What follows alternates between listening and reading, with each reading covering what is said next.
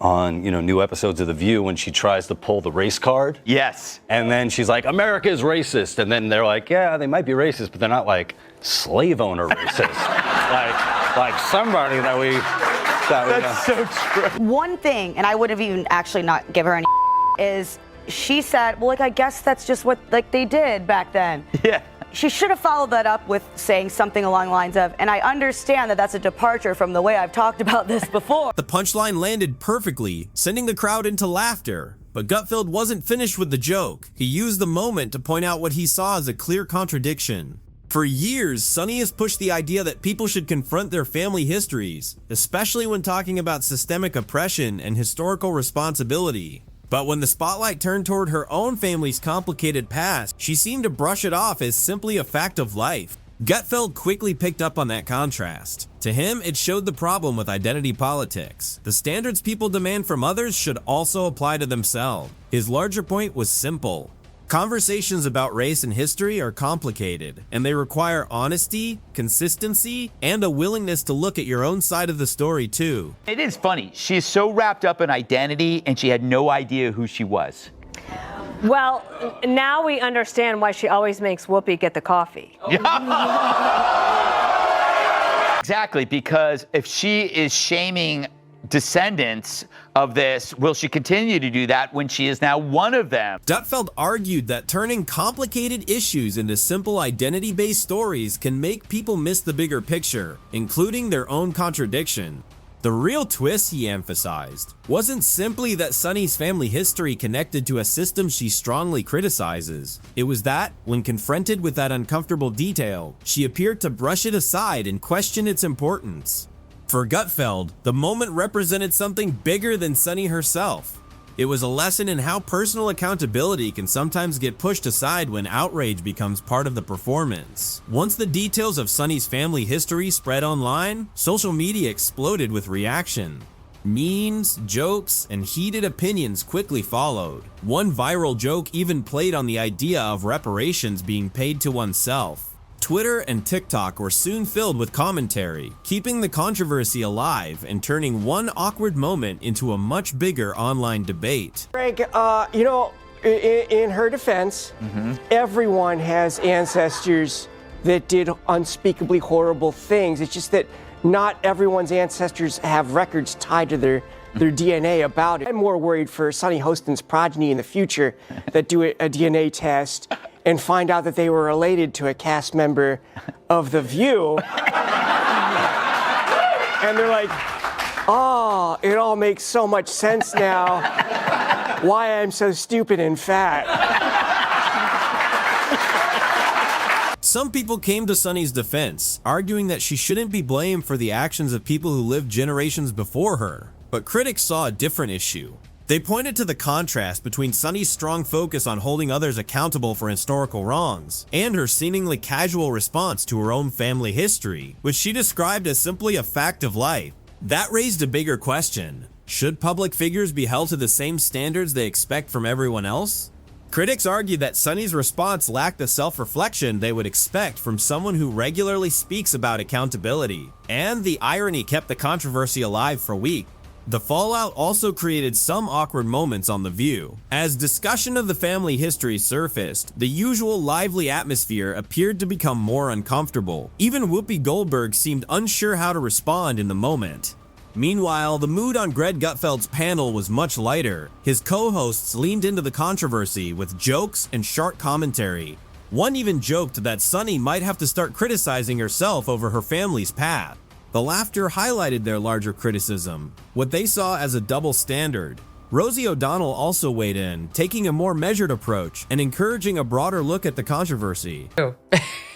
Guess there's nothing worse than to find out you're a white woman. She's so disappointed. It's really disappointing. Her mother was white. Oh my God. Shame. Oh my God. The horror. History, and finds out that this is fantastic.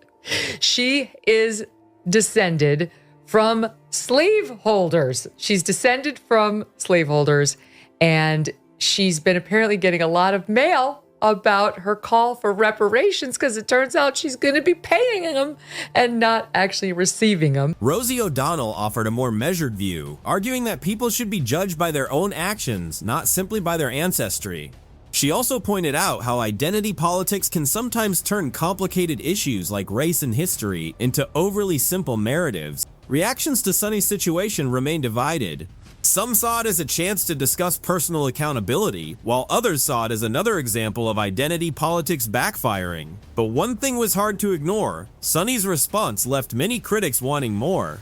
Instead of using the moment to explore her family history and the complicated nature of ancestry, she appeared to dismiss it as simply a fact of life. That created a bigger conversation about whether people who demand accountability from others should be willing to apply the same standard to themselves.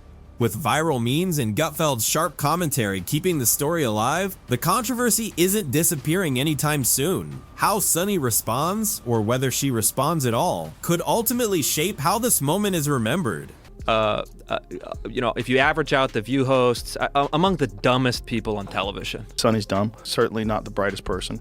And what she just said just doesn't make any sense. It's just like so silly to say. It's not a well thought out. It's like if you had an idea for a premise and it was totally baked and half baked and you went on stage with it and it's nothing Just there. go for it. Yeah, there's nothing there. Sonny Hostin is making headlines again, but this time the focus is on her husband, Dr. Emmanuel Hostin.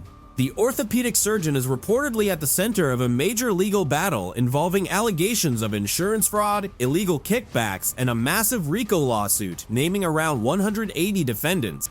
A RICO Act was originally created to target organized criminal enterprises, but according to the lawsuit, this case involves medical professionals allegedly accused of exploiting the healthcare system for financial gain. The claims include allegedly accepting improper payments, performing unnecessary procedures, and submitting inflated or questionable insurance bills. If proven, the allegations would raise serious concerns because this isn't just about money. It involves the healthcare system and, most importantly, patients' well-being. I want a citizen that has a policy. I mean, I'm not saying that Joe Rogan should be removed from Spotify. He's got 11 million listeners. He's got a $100 million, contract as of 2020. But I do think as the podcast platform, you have to have some sort of guidelines. How about a disclaimer on his podcast that says, this is misinformation? How about removing some of the podcasts that disseminate this misinformation? They have. And that's The lawsuit directly accuses Dr. Hostin of accepting financial kickbacks for recommending and performing arthroscopic surgeries. These minimally invasive procedures can be common, but the lawsuit alleges that some may have been unnecessary. That raises an important question. Were these patients actually in need of surgery, or were they allegedly caught up in a larger money-making scheme? If the allegations are proven, the case could become a major healthcare scandal. Imagine trusting a doctor, only to later learn that the procedure may have been driven by financial incentives. That kind of allegation strikes at the heart of the doctor-patient relationship. American Transit Insurance, the plaintiff, claims it lost millions by paying for procedures that were allegedly unnecessary or may not have happened at all. But there's another side to consider. Insurance companies have also faced criticism over denied claims and disputes with medical providers. So the bigger question remains, is this lawsuit exposing a fraudulent medical operation? Or is the insurance company trying to recover its own losses? Until the case is resolved, those questions remain unanswered. According to a new lawsuit obtained by Page Six, the orthopedic surgeon was one of 200 defendants named in one of the biggest racketeer influenced and corrupt organization cases ever filed in New York. Emmanuel was accused of federal insurance fraud and, quote, getting kickbacks by performing surgery and billing a company that insured taxi companies. Dr. Emmanuel's attorney, Daniel Thwaites, quickly came to his client's defense, calling the lawsuit meritless. He argued that the plaintiffs were simply trying to recover financial losses and were using Dr. Emmanuel as a target. Then Joe Rogan entered the conversation. The podcast host and media commentator criticized The View and what he described as a major double standard. Rogan questioned Sonny's public image as someone who often speaks with confidence on issues involving accountability in healthcare. He suggested that her husband's legal troubles could raise uncomfortable questions about how much she knew and whether her public stance matched her personal circumstances. Those comments added another layer to an already controversial story. But it's important to separate commentary from facts. The allegations in the lawsuit have not been proven simply because they were filed. As the legal battle continues, the bigger question is how this case could affect public perceptions of trust, accountability, and the people we see in the media. For now, the facts will ultimately have to come from the courtroom.